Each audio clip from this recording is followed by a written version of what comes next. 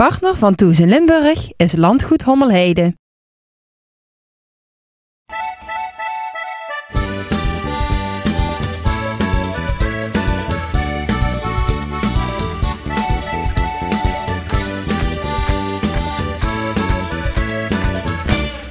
Welkom bij weer een nieuwe aflevering van Thuis in Limburg. We maken er weer een mooie uitzending van. We hebben te gast Frans Timmermans, oud-staatssecretaris en Kamerlid van de PvdA. We hebben te gast Dien Barlage. Hij is zijn dromen nagegaan in Amerika en heeft er werkelijk gemaakt. En verder hebben we ook mooie muziek van René Schuurmans, vol leuke, swingende nummers. En natuurlijk staat er ook weer een gemeente centraal vandaag, dat is de gemeente Beek. En Patrick is met de burgemeester op stap geweest, onder meer om te winkelen. We zijn weer op bezoek bij een Limburgse gemeente en in dit geval is het voor mij bijna een thuiswedstrijd. We zijn namelijk in de gemeente Beek. En ik hoef dat niet alleen te doen. Ik word namelijk opgewacht door de burgemeester. Welkom in Beek. Ja, goedemorgen. Morgen. Ik ben er helemaal klaar voor. Ik ook. Laten we eens kijken wat Beek allemaal te bieden heeft. Ja, waar gaan we eerst zijn? We beginnen op de markt. Dan laat ik je zien hoe ondernemend Beek is. Dan gaan we nog naar allerhande andere mooie plekken. Dan denk ik dat aan het einde van de dag dat je met me eens zult zijn dat als je het hebt over ondernemend, dat je hier in Beek moet zijn. Ik ben benieuwd. Kom maar. Ja. Beek, wat valt er nou eigenlijk allemaal onder? Je hebt de kern Beek, dat is waar we op dit moment zijn. Dan heb je Spouwbeek, Neerbeek, je hebt Kelmond, Geverik en Genhout. En dat is weer in te splitsen in Groot Genhout en Klein Genhout. En hoeveel mensen verschilt het dan tussen Groot Genhout en Klein Genhout? Nou, dat zijn er een aantal tientallen in dat gedeelte. Tientallen zelfs? Ja, dat zijn kleine verschillen. Ja. Daarom is het ook Groot Genhout en Klein Genhout. Ja. Maar de grootste kern is eigenlijk Beek met rond de 8000 inwoners. En dan krijg je Spouwbeek, Neerbeek en de andere zijn wat kleinere gehuchten. En alles totaal is hoeveel man? Ongeveer 16.500 inwoners. Dat is eigenlijk helemaal niet. Nee, het is een prima... Voor hoe groot dat de gemeente wel lijkt of zo? Ja, kijk, deze gemeente heeft natuurlijk een unieke uitstraling. Aan de ene kant heb je het dorpse, waar we het net over hadden, die gehuchten. Ja. Aan de andere kant hebben we natuurlijk wel, maar daar komen we straks nog, het vliegveld. We hebben Mercado als grootste overdekte winkelcentrum van Limburg. Ja. Ja, en dat zijn twee gezichten die natuurlijk heel uniek zijn in één gemeente. Ja. Ja, ik ben benieuwd. Maar eerst gaan we natuurlijk naar het dorpsplein, zou ik bijna zeggen. Hè?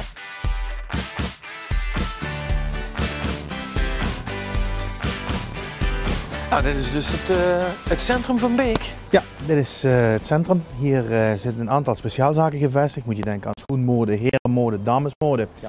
En het zijn speciaalzaken waar men echt een heine en verre naartoe komt. Omdat de kwaliteit die hier met name geboden wordt erg hoog is.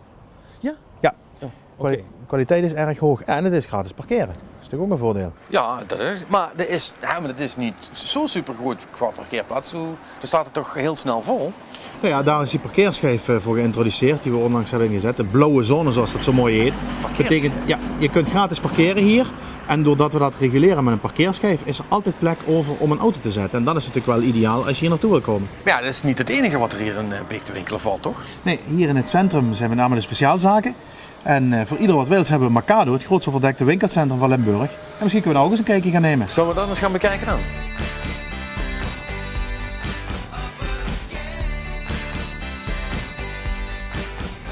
Ja, dit is Mercado. Het grootste overdekte winkelcentrum van Limburg. Ja, hier ben ik inderdaad ook wel een keer geweest. Het is toch wel bekend hier. Ja, 60 winkels onder een dak. En de bedoeling is dat dit de komende jaren verder wordt uitgebreid.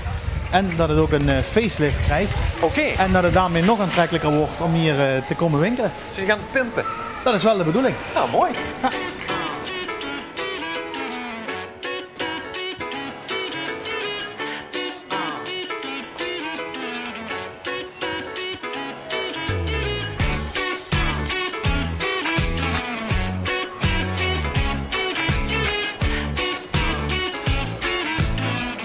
Nou, ik ben tussendoor heel even aangeschoven bij Pascal. Ik ben de voorzitter van de winkeliersvereniging hier. Ja, dat klopt. Ja, en daar vallen 60 winkels ondertussen? Nou, we hebben in totaal 64 winkels. 64. Noem ze even op.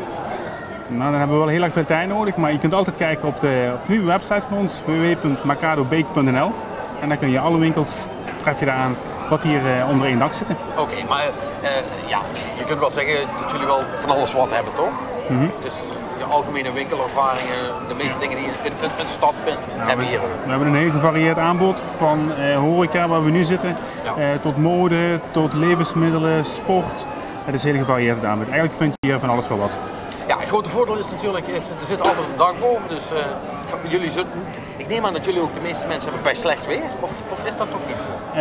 Nou, dat is niet per se zo. Hier is eigenlijk 365 dagen per jaar goed weer, moet ik zo maar even te zeggen. Hè. Ja. Want ook als het warm is buiten en is het lekker koel binnen, dan is het hier prima voor toe.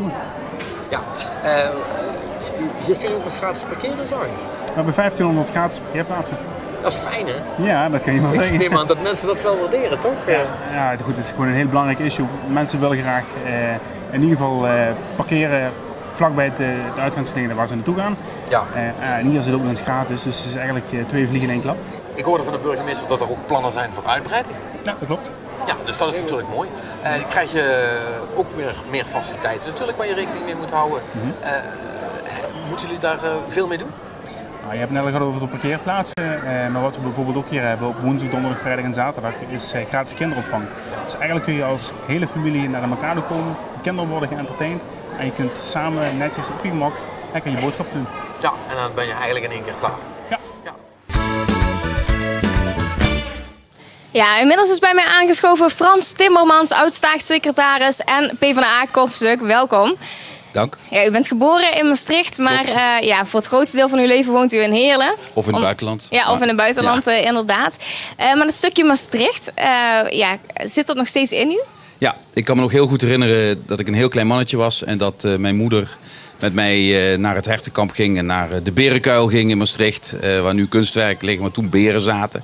En naar de Maas ging om te kijken naar mensen die daar zwommen in de zomer. Dus aan Maastricht heb ik nog hele levendige herinneringen. Ja, nou, het prevenement staat ook voor de deur. Gaat u daar naartoe? Ja, ga ieder jaar naartoe. Niet in het Bobo-gedeelte, maar gewoon met mijn gezin op zaterdag of zondag. Ja, gewoon tussen het volk, zeg maar. Precies. U bent een echt, als volksvertegenwoordiger natuurlijk ook iemand die graag tussen de mensen is. Dat is heel gezellig altijd. Maastricht is een ongelooflijk gezellige stad.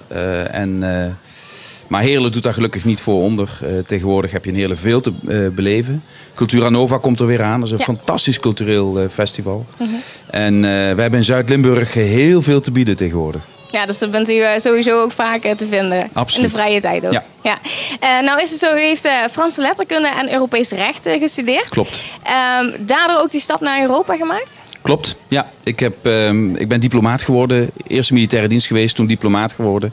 En gelet op de achtergrond die ik had, hebben ze me veel ingezet op Europese integratie, op Brussel, op dingen in die rest van Europa gebeurden. Met name toen de muur viel, ben ik heel actief geweest met het opvangen van de gevolgen daarvan voor Nederland.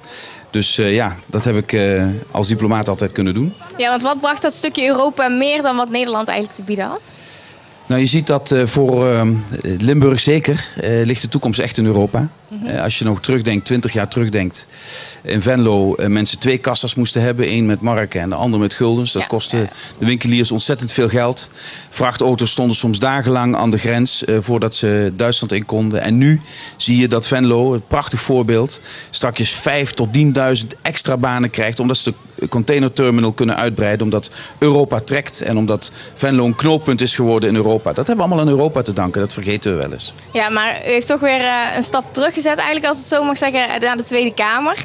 Ziet u dat zelf ook als een stap terug? Nee, ik denk dat in de politiek het hoogste wat je kunt doen is volksvertegenwoordiger zijn. En ik vond het ontzettend leuk om staatssecretaris te zijn, omdat je dan echt bestuurt, richting geeft. Als Kamerlid bestuur je niet. Maar wat je meer hebt als Kamerlid dan een staatssecretaris niet heeft, is dagelijks contact met je kiezers, met de mensen die je benaderen, met de mensen die hun zorgen hebben, die met je willen praten. Dat is het prachtigste wat je kunt hebben in dit vak. Ja, nou heeft u het afgelopen jaar toch ook een paar tegenslagen gehad. Ja. Ja, zoals bekend, de commissaris voor de mensenrechten van de Raad van Europa. Dat heeft u misgelopen. Het gouverneurschap. Ja. Daar was Theo Bovens u ook voor gegaan, zeg maar. En dat is uitgelekt toen. Was u teleurgesteld dat u dat niet bent geworden? Nou, ik heb 2 grote passies. En dat is Limburg en mensenrechten. Dus als op mij een beroep wordt gedaan, wil je inzetten voor Limburg of wil je inzetten voor mensenrechten, kan ik geen nee zeggen. En dat dan anderen beslissen dat ik het niet word en iemand anders wordt, om wat voor redenen dan ook. Dat moet je accepteren, dat is democratie. De meerderheid beslist en de meerderheid heeft voor iemand anders gekozen.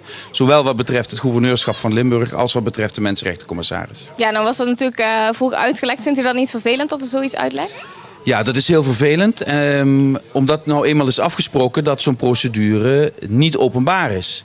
Ik vind maak hem dan openbaar. Vind ik ook prima. Dan kan ook niemand meer lekken. Maar lekken gebeurt om het proces te beïnvloeden. En dan is altijd de vraag of het dan eerlijk verloopt. Dus lekken of je lekt niet. Blijkbaar kunnen ze dat niet meer tegenhouden. Nou, maak het dan helemaal openbaar. Dan weten we van het begin af aan wie kandidaat is en wie het dan daarna ook wordt. Ja, over lekken gesproken. Er is nog meer gelekt dit jaar natuurlijk. Ja. Dat is de e-mail geweest die u in februari gestuurd heeft. U gaf aan dat u een beetje onrustig was wat betreft misschien de koerswijziging van de PvdA. Ja. Dat is uitgelekt toen en uiteindelijk heeft het geleid tot het vertrek van Job Cohen. Hoe kijkt u daar nu op terug? Want dat is natuurlijk ook niet niks wat er dan gebeurt. Nee, dat is waar. Maar die mail was natuurlijk niet de reden dat Job Cohen is vertrokken. Dat heeft hij zelf ook inmiddels al een paar keer in interviews aangegeven. Misschien wel net de druppel. Het was het punt waarop hij zei van nu moet ik dan maar mijn conclusie trekken. Maar die conclusie had hij eigenlijk al getrokken. Omdat het niet zijn plek was. Omdat hij daar niet goed tot zijn recht kwam. Dat de directe aanleiding dan mijn mail is natuurlijk ontzettend vervelend. Er is toch een bepaald vertrouwen natuurlijk in de partijleden waar u die mail naartoe stuurt. Ja, precies. En ik heb altijd, jaren doe ik dat al. Als iets mij dwars zit, dan stuur ik een mail of dan bel ik met collega's. En dat zet ik het altijd scherp neer. Want als je in de politiek de zaken niet scherp neerzet, dan bereik je ook geen veranderingen. Alleen, dit was natuurlijk nooit bedoeld voor de publiciteit. Het was bedoeld voor intern. Ja. En dat is ontzettend teleurstellend dat iemand het dan toch naar de pers lekt. Ja, Diederik Samson is de nieuwe partijleider geworden. Ja. Heeft u volste vertrouwen in dat hij de partij weer de goede kant op helpt? Ja, het is een man met onvoorstelbare capaciteiten. Ik denk dat er niemand in de Nederlandse politiek is die zo tot in detail alle cijfers in zijn vingers heeft, alle plannen goed kent. En dat zal eruit komen, dat zullen we gaan zien in de campagne die nu begint. Dat zal ook in de debatten blijken. En hij verdient ook het vertrouwen van heel veel Nederlanders. Ja, het is natuurlijk een spannende tijd die eraan komt. 12 september zijn de verkiezingen. Nou is de stemwijzer deze week online gegaan en het kieskompas staat ook voor de deur. Hoe kijkt u daar naartoe? Want het is natuurlijk wel iets waar sommige kiezers bepaalde waarde aan hechten. Nou, en terecht. Ik vind het heel mooi als mensen daar naartoe gaan, naar die sites toe gaan. Want dat betekent dat ze hun keuze niet op basis van imago, op basis van gevoel, maar op basis van feiten willen doen, op basis van programma's willen doen. Dat ze dus hun stem willen gebruiken om te kijken naar de inhoud.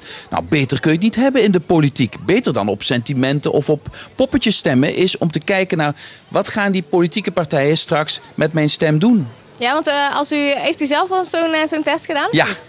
En dan kwam het goede uit? Ik kom altijd op Partij van de Arbeid uit en dan daarna GroenLinks en daarachter D66. Dus dat is ongeveer... Het geeft wel een goed beeld. Ja, ik vind het wel. Voor mij komt het altijd goed uit. Ja. Nou heb ik ook begrepen dat u in een ver verleden zich ook aan heeft gesloten bij het bestuur van een toneelgroep. Ja, klopt. Ja, wat heeft u nu nog met toneelspelen dan? Want als politicus kan ik me voorstellen dat je ook een zekere rol aanneemt. Nou, als politicus komt het er ook op aan dat je dingen helder kunt zeggen. Dat je dingen ook je emotie kunt overdragen. Dat is niet acteren, maar het is wel een manier van communiceren die belangrijk is. Zeker op tv. Maar acteren vond ik leuk toen ik student was. Ik heb in Frankrijk jarenlang op de planken gestaan en dat vond ik fantastisch.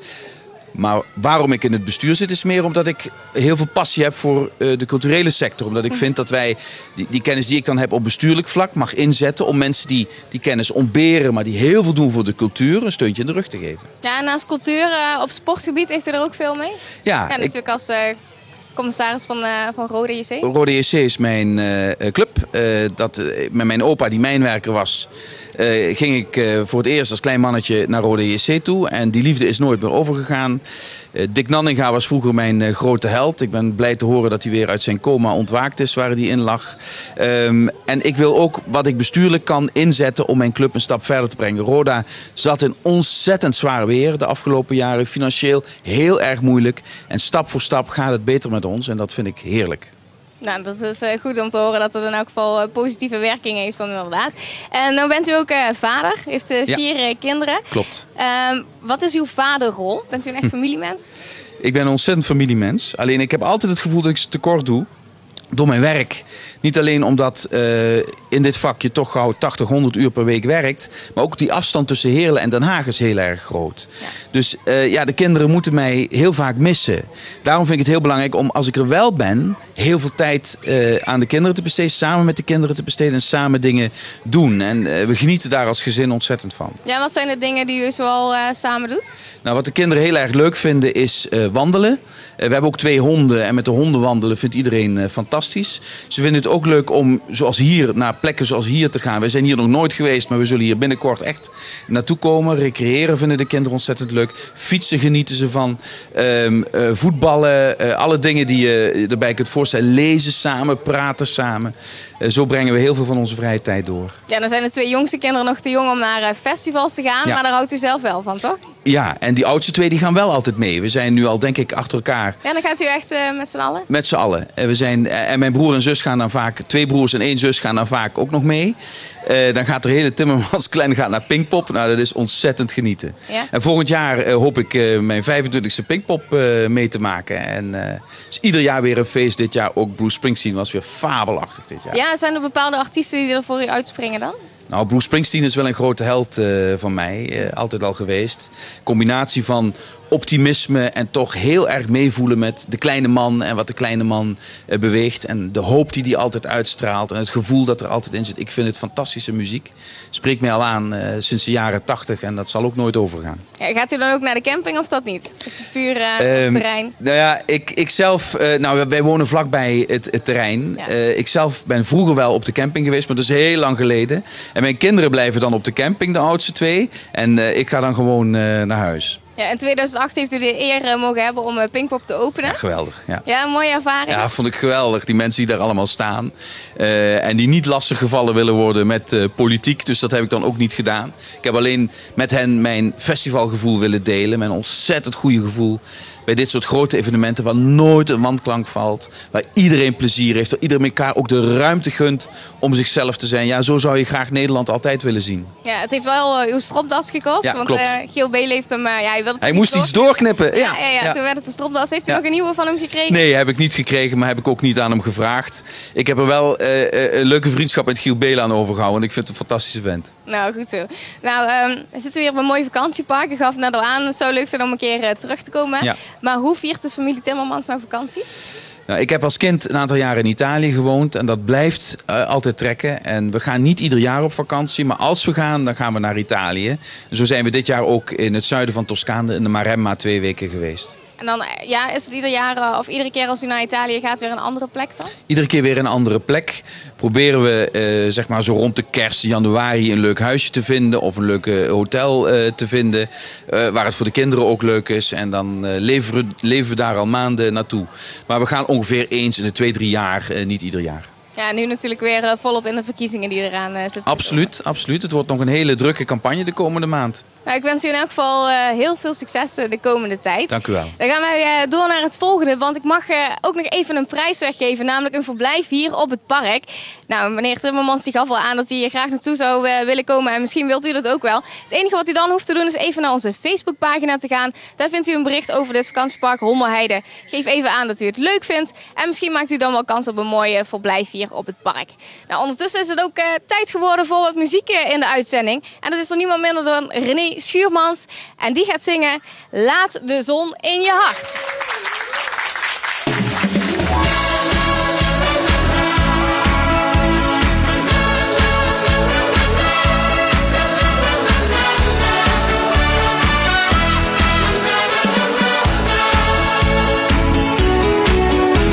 Een lach, een groet, een blij gezicht.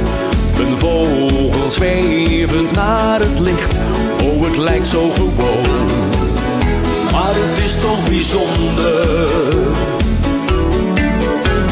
Een kind dat lacht en naar je zwaait. De wind die door de bomen waait. Oh, het lijkt zo gewoon, maar het is toch een wonder. Het leven gaat zo snel voorbij. Dat geldt voor jou, maar ook voor mij. Oh, laat de zon in je hart. Ze schijnt op voor iedereen. Geniet van het leven.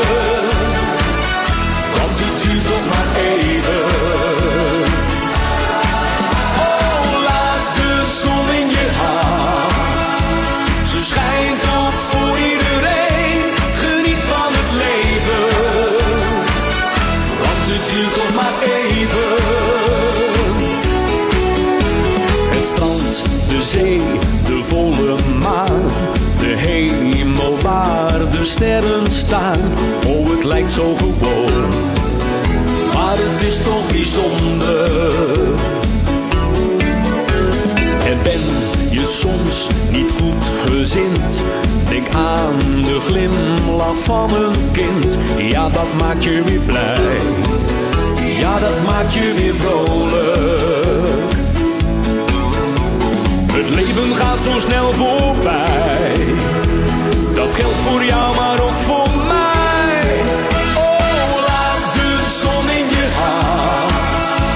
Ze schijnt ook voor iedereen. Geniet van het leven, want het duurt nog maar even. Oh, laat de zon in je hart. Ze schijnt ook voor iedereen. Geniet van het leven, want het duurt nog maar even. Ben je niet gelukkig? Heb je soms verdriet? Denk dan aan de zon en zing dit lied. Oh, laat de zon in je hart. Ze schijnt ook voor iedereen. Geniet van het leven, want het duurt toch maar even.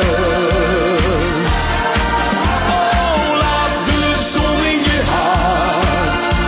Ze schijnt ook voor iedereen. Geniet van het leven, want het duurt toch maar even.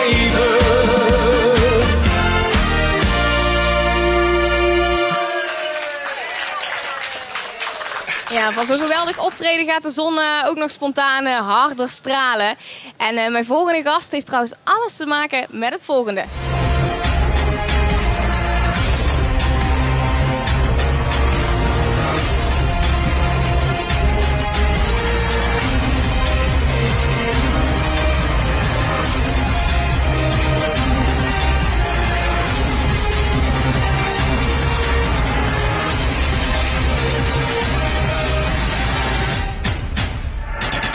Ik zit hier namelijk aan tafel met Dien Barlage uit Heerlen. Ja, voor het Limburgse volk waarschijnlijk niet zo bekend, maar ja, je hebt het in Amerika te doen, hè? Juist. Dat is een hele grote stap voor mij geweest. En ja, wat jullie zagen, actie, ontploffingen, een beetje romance er ook natuurlijk bij. Dat zie je niet hier elke dag. En dat was nu circa zes jaartjes geleden dat ik die stap heb gemaakt naar Los Angeles. Ja, want even voor de mensen thuis, je bent echt op vroege leeftijd al in het acteurschap gestapt eigenlijk om je droom waar te maken. Juist. Ik ben nu 24. Toen ik 17 was, nam ik die vlucht naar Los Angeles. Kort verhaaltje voor de mensen ervoor. Ik had auditie gedaan in New York. Toen ik 16 was, was ik met mijn moeder daar naartoe gegaan. En ik had niet verwacht om daar aangenomen te worden bij het Lee Strasberg Theater and Film Institute. Goed, 2 weken later kreeg ik een e-mail. Dean, we would like to welcome you and present you our schooling offer. Oké, nou, mam, pap, wat gaan we nu doen? Ja, prima. En voor de duidelijkheid, daar hebben we dus ook de grote namen als Al Pacino en dergelijke, die hebben daar les gehad. Marilyn Monroe, James Dean, Al Pacino, Robert De Niro en Lee Strasberg was hun coach. En daar ben ik toch heel erg trots op dat ik daar deel mocht nemen. En nog zelfs nu, het is werkelijk een grote naam in Hollywood. Daarbij komt, een klein jongen uit Limburg gaat er naartoe. Weet nog niet precies waar hij naartoe moet gaan. Maar door de jaren heen herken ik, of zie ik wel waar ik kom. En nu 6 jaar later ben ik acteur. Ik doe niks anders. Film, tv, dat is mijn passie. Ja, maar waarom heb je destijds niet eerst een opleiding in Nederland gedaan? En vervolgens die stap naar Amerika? Nou, toen ik 7 was, begon het eigenlijk met... pap, mam, ik wil acteur worden. Ja, dat komt wel. Ga dan maar eerst naar school. Dat zeg je dan meer, ja. Juist. 10, 12 jaar. Ja, die jongen is toch serieus. Die heeft er nog steeds circa 5 jaar in zijn hoofd. Oké, dan Cumulus in Maastricht. Wat denk je daarvan? Ja, prima. Een jongere theatergroep. Ben ik daar een paar jaartjes geweest. En dat beviel mij echt. Ik kon me daar ontpoppen. Maar ik wou meer. Ik ben naar Amsterdam gegaan, ook naar de kunstacademie. En heb daar ook een interview gedaan. Maar dat was het niet helemaal voor mij. Want wat miste je? Dat grote, the American Dream. daar wou ik echt voor gaan. Want de films die mij aanspraken, die kribbelingen in de buik gaven, die vlindertjes, die kwamen uit Amerika. Paramount, Universal Studios. Tom Cruise was mijn voorbeeld. Top Gun. Waren er niet veel mensen in je omgeving die zeiden van ja, Dream On? Te veel werkelijk. 18. Dat ga je nooit maken. Dat haal je nooit. Er zijn altijd die mensen die dat zeggen. Maar er zijn er ook een paar die nu zeggen, zo, ik wou dat ik dat doorzettingsvermogen zoals jou had. Die spanning eigenlijk, om dat aan te pakken. Ja, en dat vind ik nu heel erg mooi natuurlijk. En om terug te komen, Tom Cruise. Goed, een jonge kerel daarmaals ook. Die heeft het ook gemaakt. En er zijn veel meer namen die het hebben gemaakt. Waarom niet ik? Goed, ik kom uit Limburg. Geen probleem, er zijn andere mensen die ergens anders vandaan komen. Mijn Amerikaans, mijn Engels heb ik ook bijgespijkerd. Ook toen ik 12, 13 jaar was, ging ik naar Engeland, Brighton, Londen enzovoort. Toen ik 16 was in Miami. Ik was vaker een persoon die vaak op zichzelf was. En daar had ik geen probleem mee. Ik leer mensen kennen in verschillende landen. Makkelijk contacten? Ja, absoluut. Ik spreek Duits, Nederlands, Pools, Engels uiteraard. En dat is toch wel makkelijk. En uiteraard ook helpt mij dat heel erg met mijn baan. Met het acteren. Ik kan meer rollen aan. Het is werkelijk, het is mooi om nu hier te zijn en eraan te denken. 6 jaar gaat toch heel snel voorbij. En ik heb toch iets bereikt. Ja, wat voor rollen moeten we aan denken? Nou, zoals jullie zagen, absoluut ja. die actie. Maar ik heb ook heel veel studentenfilms gespeeld. Die grapjas, die mindere bekende kerel op school bijvoorbeeld. Werkelijk alles. Maar waar ik nu voor wil gaan, dat kan ik min of meer zelf uitzoeken. Ik kan niet direct zeggen, ik wil die rol hebben. Nou, ik kan wel erover praten dat ik misschien 2 of 3 opties heb. Eventueel een alternatief. En het is toch het lijkt me ook best moeilijk om daar goed aan de bak te komen in zo'n grote wereld. Absoluut. Het is niet makkelijk, maar het is doorzettingsvermogen. En gewoon 2 voeten op de grond hebben en weten waar je voor gaat. En je niet laten afleiden, want Los Angeles, tuurlijk, je hebt hier een uitgaansleven, maar daar is een wild party. En je komt misschien in contact met de verkeerde dingen en verkeerde mensen. Het kan heel snel gaan, maar je moet weten waar je voor gaat. Ik ben er naartoe gegaan voor 1 reden. Om het te maken, om mijn eigen succes te creëren. En dat doe ik nu nog steeds. Ik leer mensen kennen. Je woont ook echt in Hollywood zelf, hè? Ik woon in Hollywood. Ongelogen, nog geen 5 minuutjes van Paramount Studios. Dat is heel kort op Melrose. Ik woon net noordelijk van Santa Monica Boulevard. Die lopen parallel. Als jullie Google Earth willen opzoeken, dan weten jullie precies waar ik woon. Dat is toch heel erg spannend. Dat vertel je iemand in Limburg. En voor mij is het nu een alledaagse belevenis eigenlijk. Ja, maar ja, dat was de eerste keer natuurlijk niet toen je daar naartoe ging. Dan zie je ook de sterren om je heen lopen. Wat deed dat toen met je? Nou, absoluut, absoluut. De eerste keer, laten we zeggen na circa 2 maanden, belde ik mijn ouders op. Ik had mijn vader aan de telefoon. Pap, je moet me de smoking sturen. Ja, jullie hebben een schoolfeestje, wat leuk, wat grappig. Kom je daar met een paar jongens bij elkaar, een paar meiden, ja, leuk dansen. Ik zeg, nou nee pap, ik ga naar de Oscars Vanity Fair afterparty. Dat is niet niks natuurlijk. Dan was het inderdaad eventjes stil, ja. En het was natuurlijk voor mij heel erg vreemd om tussen die bekendheden te zijn. Maar het geeft een bepaald gevoel van, goed, een paar jaartjes meer, dan sta ik hier ook tussen en dan heb ik meer mensen om mee te praten. Ik was een beetje een outsider, maar ik had wel 2 vrienden om me heen en het was toch heel erg gezellig geworden. Maar nu ben ik er 2 jaar geleden bij een Golden Globe afterparty geweest. Goed, als je dan met 10, 15 mensen kunt praten, dan weet je, dat trapje, dat stijgt. Dan ga je elke keer eentje meer. En dat is een goed gevoel. Ja, en wat is nou jouw droom, zeg maar? Waar ben je nou naartoe aan het werken? Nou, ik wil eigenlijk doorgaan met waar ik mee bezig ben. Gewoon mijn eigen succes, mezelf in meerdere bioscopen te zien. Om misschien in Nederland in de bioscoop gezien te worden. Toch wel? Ja, absoluut, absoluut. Dat zit er toch volgend jaar aan te komen. Maar je kijkt niet meer op hetgeen wat er hier in Nederland geproduceerd is? Nou, ik vind het ook heel erg mooi. Bijvoorbeeld, ik heb heel veel respect voor bijvoorbeeld de film Zwartboek. Die is van Paul Verhoeven. Maar die productie is gedeeltelijk ook dus in Amerika geweest. Goed, het echte werk voor mij is toch nog steeds daar. Ik zou het heel mooi vinden om hier in Nederland misschien een film op te nemen. misschien in een serie te spelen. Of zelfs Duitsland. Vind ik mooi, maar... ja, want je spreekt vloeiend Duits ook. Uiteraard, ja, absoluut, absoluut. Ik zeg niet meteen nee. Ik neem het liefste alles aan, maar op een gegeven moment is die agenda vol. En dan moet ik helaas nee zeggen. Ik heb nu 3 projecten waar ik mee bezig ben. Goed, de mensen staan te wachten op mij. Dan kun je niet... eigenlijk, hè? Ja, het is goed. Het is werkelijk... Ik hou ervan. Ik hou ervan om druk te zijn. Daar voel ik mij het beste bij. Maar nu relaxen is ook heel erg leuk. Ik wou net zeggen, want nu heb je toch even de tijd genomen om terug te komen naar Limburg. Absoluut, absoluut. Naar je ouders? Ja. Mijn ouders wonen hier. Ik heb nog enkele familieleden die ik deze week ga bezoeken. Ik ben net 2 dagen terug van Italië met mijn vriendin. Rome, Venetië, Milaan. Prachtig. Even eronderuit. Dat is goed. Dat geeft je weer die energie om er vol tegenaan te gaan. Dat is prachtig. Ja, maar hoe gingen je ouders ermee om? Want ja, je moet toch echt je kind loslaten op zo'n vroege leeftijd. Papa en mama hadden het moeilijk ermee. Absoluut, absoluut. Maar ze stonden helemaal achter mij. En ik denk dat dat het belangrijkste is als ouders zijn, als kind zijn. Dat je hun dat vertrouwen geeft en om zelfstandig te zijn. Ik denk dat er niks belangrijkers is dat je je kind, je zoon of dochter ergens naar een wildvreemd land kunt sturen. En gewoon dat vertrouwen hebben. Die komt er wel.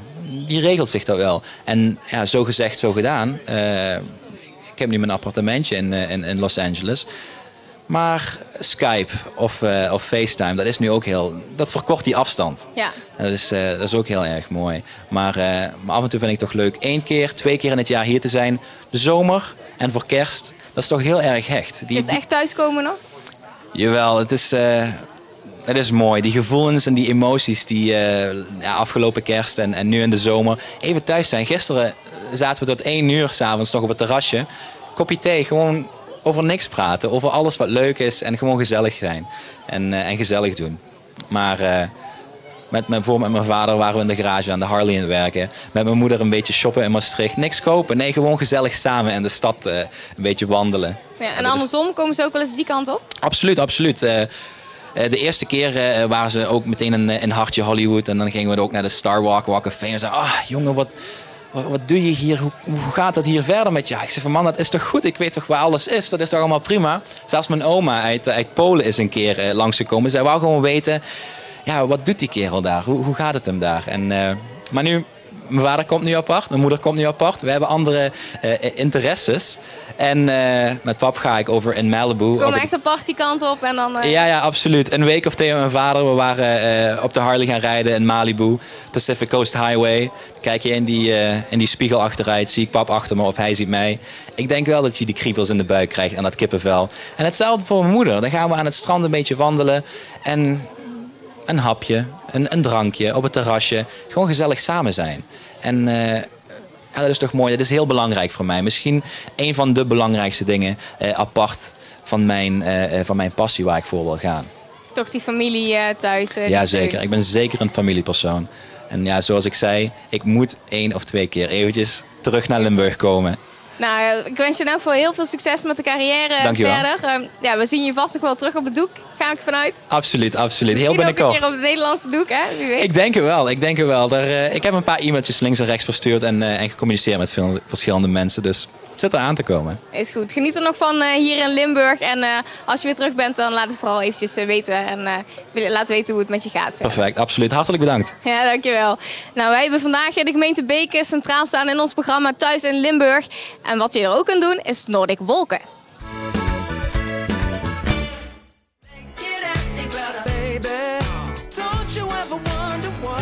Nou, de tassen liggen gelukkig in de auto. Maar alsof ik nog niet genoeg had rondgelopen in de Mercado, gaan we nu wandelen in de natuur. En niet zomaar wandelen, nee, Nordic Walken.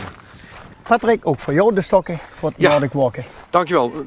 Moet ik hier nog iets van weten of is het gewoon vasthouden en lopen? We hebben zo te zien. Pak ze onder het handgreepje even vast. Zo. Even kijken naar de lengte. Ja, arm is evenwijdig aan het aardoppervlak. Prachtig, mooi. Dus we hoeven hier niets aan te wijzigen. Wat moet je weten van de stokken? Rechts, wacht, volgens mij is het links, hè? We hebben linkse en rechtse handgreepjes. Wacht even. Net aankleden als een handschoen. Van achterkant naar binnen, het duimpje door het gat. Ja. Even voor mij, want ik zie dit natuurlijk geen mensen van mijn leeftijd doen. Ik ken niemand die dat doet. Waarom is dit nou goed? Dit is goed voor je, omdat je 90% van je hele lichaamsspieren gaat gebruiken met Nordic Walking. Oké. En als het na een aantal lessen je juiste techniek hebt, is het heel minder vermoeiend ten opzichte van gewoon lopen. Oké. Ja? En we gaan dit proberen. Oké. Zaak is het op te letten dat je niet de stokken zo voor je neerzet, maar probeer schuine weg naar achter weg te zetten. Je armen gestrekt te houden, of bijna gestrekt te houden. If you ever find yourself stuck in the middle of the sea, I'll sail the world to find you. Pas one. Als we omhoog gaan, Patrick, een iets kleiner pasje en wat meer ondersteunen met je armbeweging om naar boven toe te lopen. To guide you. Find out what Daar is de burgemeester. Zo heren, halverwege de wandeltocht. Ik zie jullie zijn al mooi door het groen geweest. Ja. Maar we zijn hier bij de Keutelbeek. En dat is de beek waar de gemeente de naam aan ontleent. Oké. Ja. Dus hier is de oorsprong, zal ik maar zeggen. Hier is de oorsprong en wat jullie hier zien, dat is nou een voorbeeld zoals het straks in heel Beek gaat uitzien. Het is een heel mooi project waarin die Keutelbeek wordt opengemaakt. Zodat je naast het bestrijden van de wateroverlast ook nog een keer dit als een toeristische wandelroute kunt zien. En zal de komende jaren zeker één van onze hoogtepunten worden. Oké, dus die gaat daar straks overal doorheen, door het centrum, door de Mercado, door het vliegveld. Nou, dat zal het niet zijn, maar wel door het centrum van Beek. Die gaat er helemaal doorheen lopen? Ja, dat is en wel waar gaat hij dan eindigen? Die gaat eindigen in de buurt van Neerbeek. Daar gaat hij ook doorheen of erlangs, daar zijn we nog niet helemaal uit. En vervolgens mondt dat uit in de Geleenbeek. Oké. you can count on me like 1, 2, 3, I'll be there. And I know when I need it, I can. Jacques, doe ik het een beetje goed? Ja, het valt me reuze mee. En Ja? zeker omdat je het de eerste keer doet. Kijk, het is er toch. Handhaving van de pools, dat is al vrij keurig. Ja. Ik denk als je een les of 4, 5 zou volgen, dan had je het wel onder de knie. Ja, ik wist helemaal niet dat mensen daar les moesten volgen. Ach, kijk toch. You can count on me like 1, 2, 3, I'll be there. And I know when I need it, I can count on you like 4, 3, 2, and you'll be there. 'Cause that's what friends are supposed to do. Hey Pat, hey. Zie je hebt het gehaald, heel mooi. Ja. Kom naar boven, vertel ik je meer over deze prachtige plek hier aan Oké. Beek. Oei. Ik heb wel hoogtevrees. Is dat een probleem? Geen probleem. Ik vind het wel spannend zo hoog. Nou, welkom aan de Oude Meulen. De Oude Meulen. De Oude Meulen. In 1802 is deze meulen opgericht. En die is in 1971 opnieuw gerestaureerd opgeleverd door de gemeente.